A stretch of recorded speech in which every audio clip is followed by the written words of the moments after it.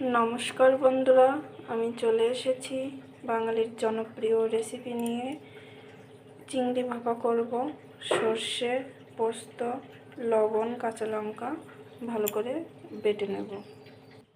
মশলাটা হয়ে গেছে, একটু নারকেল কোড়া বেটে নেব।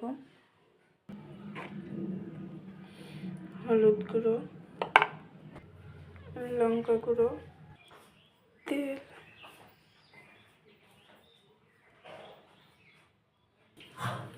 ভালোভাবে মিশিয়ে নিয়েছি। দু রকম চিংড়ি মাছ নিয়েছি, চিংড়ি মাছগুলো দিয়ে দেব।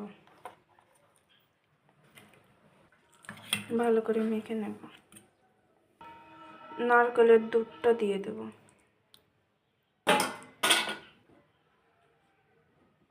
সর্ষে বাটায় লবণ দিয়েছিলাম, তাই অল্প লবণ দেব।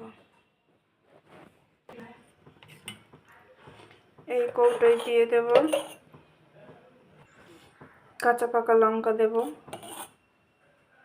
ওপর থেকে আরেকটু সরিষার তেল দেব।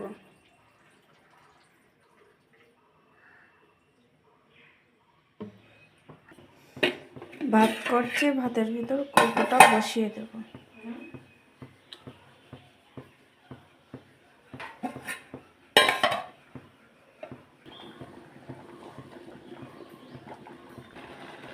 তুলে নিচ্ছি।